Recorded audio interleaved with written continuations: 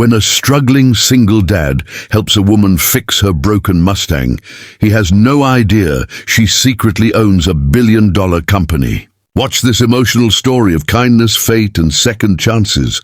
Like, subscribe, and comment. Where are you watching from? Let's get started. The Texas sun hung low over the horizon, painting the rusted rooftops of Austin's outskirts in shades of amber and gold. Inside a small corner auto shop, the rhythmic clink of tools filled the air. Asher Cole wiped the sweat from his forehead with a grease-stained rag, exhaustion sitting heavy on his shoulders. The smell of oil, metal, and dust clung to him like armor, the scent of an honest man's labor. He'd been under the same car since morning, fixing a transmission for a customer who still hadn't paid. But he didn't complain. Asher never did. He worked. He endured. After closing, he sat on the wooden bench beside his little boy, Wyatt, who was drawing cars in an old notebook. "You think we'll ever have one like that, Dad?" the boy asked, pointing to a sketch of a shiny red Mustang. Asher smiled, ruffling his hair. "Someday, buddy. When we build it ourselves." The dream felt impossible, but it kept them both going. In that moment, the sound of an approaching engine interrupted their quiet. It was coughing, struggling, limping toward the shop as if begging for help. A vintage Mustang rolled into the gravel drive, steam rising from beneath its hood like a cry for mercy. The car was beautiful even in distress, cherry red paint dulled by dust, chrome edges glinting in the dying light. The driver's door opened slowly, and out stepped a woman whose presence seemed almost out of place in this worn-out town. She was elegant, poised, yet visibly flustered. Her name, she later said, was Serafina Lancaster. Her soft hands brushed the hood as though comforting a wounded animal. "Do you fix classics?" she asked, her voice low but steady. Asher set down his rag and stood up, taking in the sight of the woman and her car. "Ma'am, I fix anything that has an engine," he said with a quiet smile. She returned the smile faintly, though her eyes held fatigue, not the kind that came from driving, but from something deeper. He popped the hood and peered inside, the heat hitting his face. Within seconds, he diagnosed the issue. A cracked radiator hose, simple but fatal if ignored. "You're lucky you stopped here," he said, grabbing his wrench. "Another mile and you'd have blown the engine." Serafina crossed her arms, watching him work. Her tailored jacket and pearl earrings caught the fading sunlight, contrasting sharply with his sweat-stained shirt. "I was on my way to Dallas," she murmured. "A business meeting." Asher nodded without looking up. Guess fate had other plans. She almost laughed, a small, genuine sound that surprised even her. For years, her world had been polished boardrooms and expensive suits. But in this humble garage, surrounded by the smell of oil and metal, she felt strangely grounded. Wyatt peeked out from behind the workbench, curiosity shining in his eyes. "Is that a real Mustang?" he asked. Serafina knelt, her voice softening. "It is, a 1969 fastback. My father used to drive one." The boy's face lit up.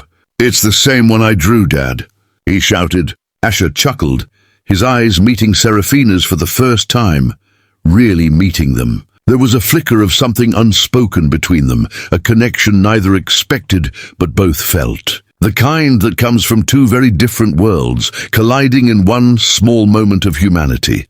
An hour later, the Mustang purred like new. Asher wiped his hands, closing the hood gently. "She's all set," he said. Serafina reached for her purse. "How much do I owe you?" He shook his head. "Nothing. Just a little coolant and some patience." Her brows lifted in surprise. "You can't be serious." "I am," he said simply. "You looked like you needed a break more than your car did." She opened her mouth to protest, but stopped. His tone wasn't pitying. It was kind, steady, the voice of someone who understood what it meant to struggle quietly. The wind picked up, carrying the faint scent of rain. Serafina hesitated before speaking again. "You're a single dad?" she asked, glancing toward Wyatt, now packing up his crayons. "Yeah," Asher replied, leaning against the car. "Just me and him." "Been that way for a while?" She nodded slowly, something tender crossing her features. "He's lucky to have you." Asher smiled. "Other way around, ma'am?" For a few seconds, neither spoke. The air between them hummed with quiet understanding, two strangers connected by the simple decency of a small, selfless act. When she finally slid back into the Mustang, Asher walked to her window. "You should replace that radiator soon," he advised. "Temporary fix won't last forever." Serafina looked up at him, her hand resting on the steering wheel. "Thank you," she said sincerely, "for the repair. And the kindness." He shrugged, pretending not to notice the warmth in her gaze. "Just doing my job." But as the Mustang rolled away, the sound of its engine faded into something softer, like the beginning of a story neither of them realized they'd started writing. That night, after locking up, Asher stood outside, watching the stars peek through the clouds. Wyatt leaned against him, sleepy. "Do you think we'll see her again?" the boy asked. Asher chuckled. "Probably not. People like her don't come around twice." But even as he said it, he couldn't shake the image of her smile, poised yet genuine, touched with gratitude. He didn't know her last name, didn't know her world, but something told him that wasn't the last time their paths would cross. Somewhere in the distance, thunder rolled, hinting that change was coming. The next morning, Asher found an envelope tucked under his garage door. Inside was a handwritten note on thick stationery that smelled faintly of perfume. "Thank you for your honesty and kindness. You reminded me what genuine people look like." SL beneath the note was a check, blank except for his name. Asher shook his head and smiled, tearing it in half. He didn't help her for money. He helped because it was the right thing to do. He tossed the torn paper into the trash, never realizing that this single act would echo far beyond his small shop. Serafina drove north that day, her thoughts miles away from the upcoming board meeting in Dallas. She couldn't stop thinking about the mechanic who'd fixed her car without asking for anything in return. In her world, favors came with contracts, smiles came with motives, and kindness always had a price tag. But Asher Cole had broken that pattern with a single selfless gesture. As she merged onto the highway, she whispered to herself, "Not everyone has forgotten how to be human." For the first time in months, she smiled without thinking of business, wealth, or obligation, just gratitude. Back in Austin, Asher spent the evening teaching Wyatt how to tighten bolts and check oil levels. "It's not about the car, kid," he said, handing him a wrench. "It's about doing things right, even when no one's watching." Wyatt nodded, his small hands mimicking his father's steady movements. The shop lights flickered, casting golden reflections on the car parts scattered around them. Somewhere out there, a powerful woman carried his kindness with her, and though he didn't know it yet, that simple truth, that quiet goodness, was already building the bridge to his tomorrow. By the end of that week, life went on much the same. Bills piled up, engines broke, and customers came and went. But there was something lighter in Asher's steps now, as if fate had winked at him and whispered, "Hold on." Across the miles, Serafina sat in her corner office overlooking Dallas, pen tapping against the edge of her desk. Her assistant knocked softly. "Miss Lancaster, are you ready for the investor meeting?" She glanced out the window, lost in thought. "Not yet," she said quietly. "There's something I need to take care of first." She reached for her phone and began typing an email, one that would soon find its way to the small auto shop on the outskirts of Austin. An invitation, an opportunity, a beginning.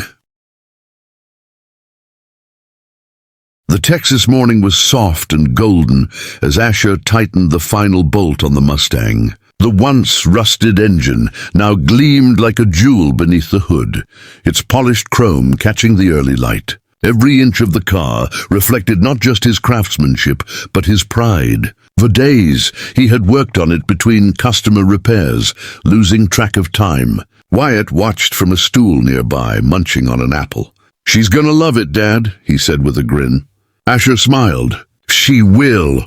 Not because it's perfect, but because it runs again. That's all that matters." When Serafina returned that afternoon, the shop door creaked as she stepped inside. The sunlight framed her silhouette.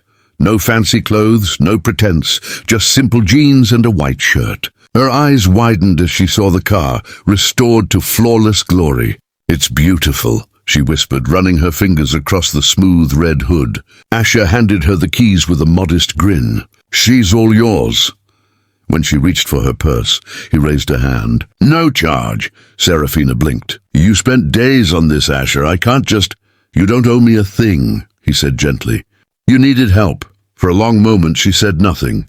The wind carried the soft rattle of tools and the faraway hum of the highway. Then Serafina smiled, not the polished, practiced kind that executives wear in boardrooms, but something real. "You're not what I expected," she said softly. Asher laughed under his breath. "That's a good thing or a bad thing?" "The best kind," she replied, sliding into the driver's seat. When the engine roared to life, her eyes shimmered with quiet joy. "Thank you," she said again, this time with meaning that went far deeper than gratitude for a repair. The days that followed were quiet but different. Asher went about his work as usual, but there was a strange hum of anticipation in the air. Sometimes, when he wiped down his tools, he found himself staring at the empty spot where her car had been, half expecting to see it roll in again. He didn't know why. Maybe because for once someone had looked at him like he mattered, not just as a mechanic, but as a man. Wyatt noticed it too. "You miss her, don't you?" his son asked one night over dinner. Asher chuckled. "I miss the car," he lied. Wyatt just grinned. "Sure you do." A week passed. The morning began like any other. The buzz of drills, the smell of motor oil, and the sound of the radio playing country tunes through static. Asher was bent over a busted pickup when a shadow fell across the floor. Then another. Then several more. He straightened up, wiping sweat from his brow, and froze. A convoy of black SUVs had pulled up outside his small shop. Men and women in suits stepped out, some carrying cameras, others speaking into headsets. "What on earth?" he muttered. Wyatt pressed against the window, eyes wide. "Dad, are we in trouble?" Before Asher could answer, the door opened and she appeared again, Serafina Lancaster, though this time she wasn't the same woman he'd met before. She wore a tailored navy suit, her hair tied neatly back, her expression calm but warm. The air around her carried an unspoken authority. Reporters trailed her, snapping photos as she entered the garage. Asher stood speechless, rag still in hand. "Serafina?" he said at last. She smiled. "Good to see you again, Asher." One of the journalists turned toward the camera. "This is her, the woman whose car he fixed for free," the reporter said excitedly. Asher blinked, completely lost. "What's going on?" he asked under his breath. Serafina took a slow step forward, her heels clicking softly against the concrete. "You didn't know who I was," she began, "and that's what made what you did so special." The room went silent except for the distant buzz of a wrench. "I'm Serafina Lancaster," she said clearly, "CEO of Lancaster Motors." Gasps rippled through the small crowd. Asher's heart skipped a beat. He stared at her, stunned. You own Lancaster Motors?" She nodded gently. "And you, Asher, reminded me what this business was built on. Heart, not money." He didn't know what to say. His throat tightened as the cameras flashed, capturing his disbelief. She continued, her voice steady and kind. "I started my career building engines beside my father. Over time, I forgot what real passion looked like. You brought it back to me." Asher shifted awkwardly, wiping his palms on his overalls. "I just fixed a car," he said quietly. "You did more than that," she replied. "You fixed something people in my world forget too easily. Integrity." The words struck him harder than he expected. Around them, reporters scribbled notes, but for a brief moment it felt like they were alone. Serafina reached into her purse and pulled out a thick folder, setting it gently on the workbench beside him. "I'd like to offer you a job," she said. "Running my company's new classic division, designing and restoring heritage models." Asher blinked in disbelief. "I don't have degrees or suits or any of that," he stammered. She smiled faintly. "You have what matters: skill, honesty, and vision." Wyatt peeked out from behind an old engine, his small voice breaking the silence. "Does that mean my dad's going to build race cars?" The crowd chuckled. Asher knelt beside his son. "Maybe we both will." Later that afternoon, after the reporters left, Serafina lingered in the shop while Asher walked her to the door. The sky had turned gold again, the same hue as the first day they met. "Why me?" he asked finally. You could have chosen anyone in the country. She looked at him for a long moment before answering. Because you helped without asking for anything. That's the kind of person I want leading my team, and my life, if I'm lucky. The words hung between them, heavier than the air itself. He opened his mouth to respond, but she was already smiling. The following weeks passed in a blur. Asher's life shifted from long, solitary nights fixing local sedans to walking through the vast halls of Lancaster Motors. His hands, once covered in oil, now touched blueprints and high-tech prototypes. Wyatt ran through the factory floors, eyes wide in wonder. Serafina visited often, her presence both comforting and commanding. Yet even amid the corporate chaos, Asher never lost the simplicity that defined him.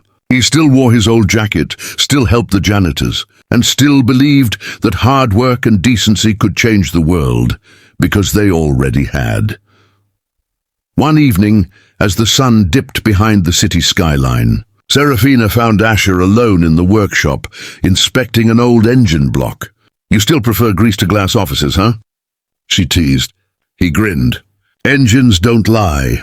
People sometimes do." She stepped closer, folding her arms. "You think I lied?" "No," he said softly, meeting her gaze. "You just didn't tell me who you were. Would you have treated me differently if I had?" she asked. He thought for a moment, then shook his head. "No, but maybe I would have been too scared to talk to you." Her smile warmed. "Then I'm glad I didn't." A comfortable silence filled the room before she spoke again.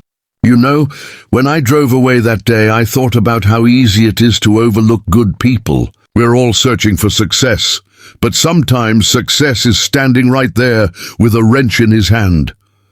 Asher laughed. "Now you're just flattering me." "No," she said sincerely. "I'm thanking you." She extended her hand, and when he shook it, there was something more in that gesture, an understanding, a quiet promise of things yet to come, the kind that didn't need words, only time. Months later, Lancaster Motors launched its classic restoration division with Asher Cole as its head engineer. The story of the mechanic who helped a stranded woman became a viral sensation across the country. Not because of wealth or fame, but because it reminded people that kindness still mattered. Customers came from all over, and Asher's small shop back in Austin became a local landmark. He never forgot where he started, nor did Serafina. On weekends, they often returned to that same garage, sitting on the wooden bench as Wyatt raced toy cars across the dusty floor. One night, after a long day at the factory, Serafina stood beside Asher under the quiet Texas sky. The air smelled faintly of gasoline and rain. "You ever think about that day?" she asked softly. He nodded. "Every time I look at an engine," she smiled. "You changed my world, Asher." He looked at her, his voice barely above a whisper.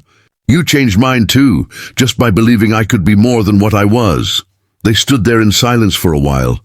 Two souls from different worlds, finding peace in the simplest truth, that kindness has power. Asher eventually turned the old shop into a training center for young mechanics, teaching them the same lessons his father once taught him.